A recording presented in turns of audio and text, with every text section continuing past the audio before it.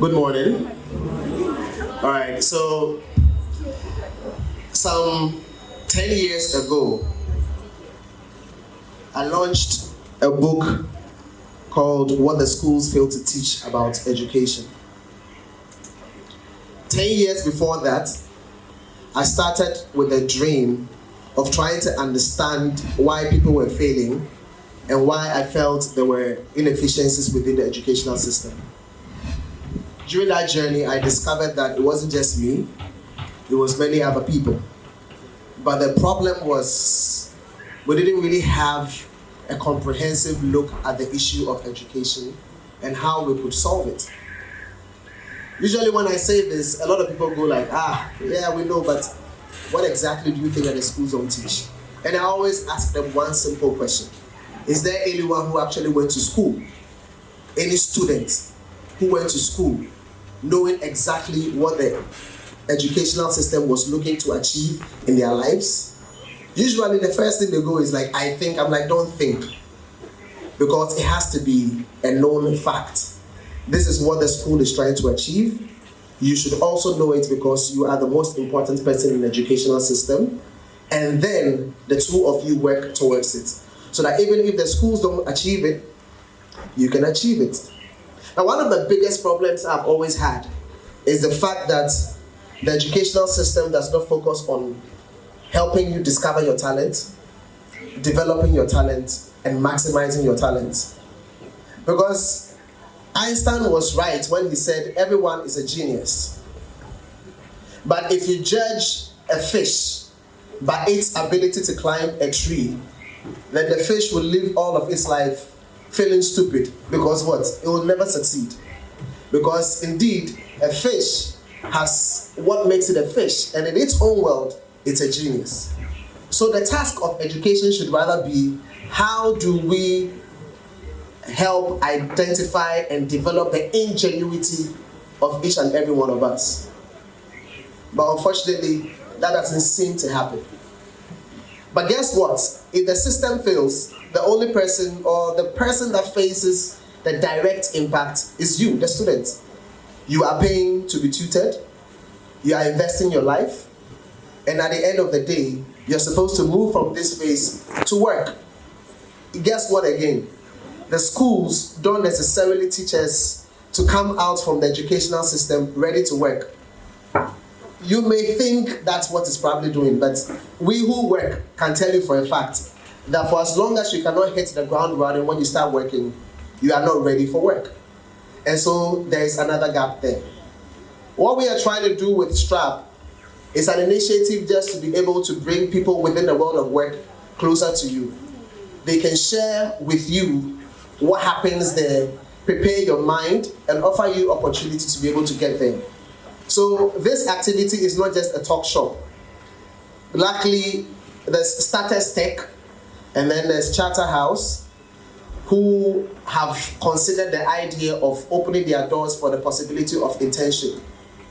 Because this is the very first edition, I have two. As a matter of fact, my speaker from Media General told me that their doors are open, but I have just not concluded a conversation with the HR. Media General is responsible for TV3, Onia FM, 3FM, etc. So what it means is, going forward, we'll probably have more organizations around whenever we organize a program of this nature, so that people like you who are willing to learn from the job to get real experience, so that when you finish school and you say, oh, do you have work experience, you have a reference point, these opportunities will be made, will be given out to you. And that is the reason why we're here. So there are people who are very busy, but they've managed to come here today, and they are coming to share some insights with you. Today we are going to look at amazing stuff.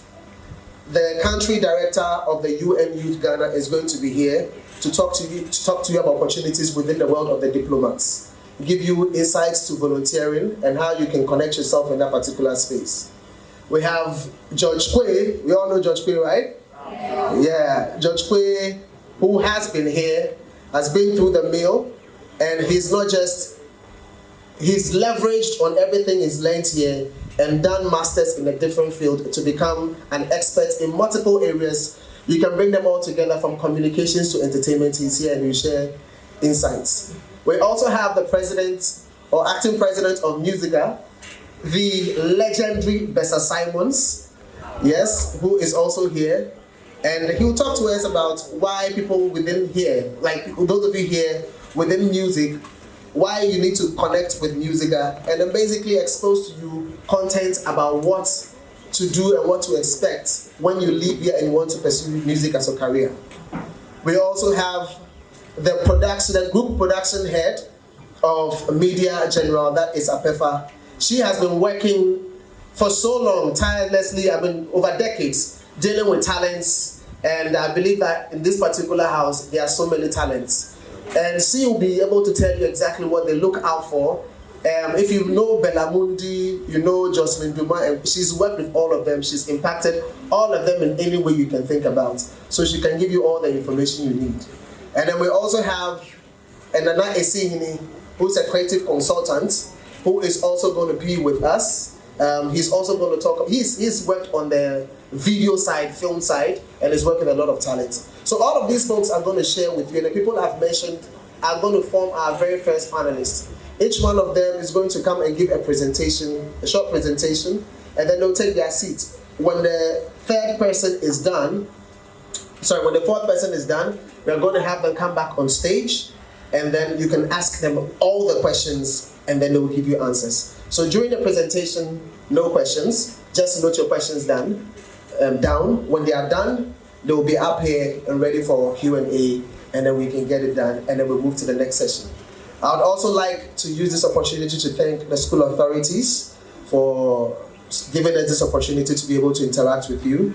I would like to thank the lecturers. There are a few lecturers I know here. Mr. Terry Brighton Fosu, J.O.T. Ajiman, Baby Kui. I'd like to thank all of them for their support. If I haven't mentioned any lecturers, it's not because it's because I just don't know you personally. But beyond that, thank you to everyone. And of course, to the Dean for opening up doors to welcome all of us here.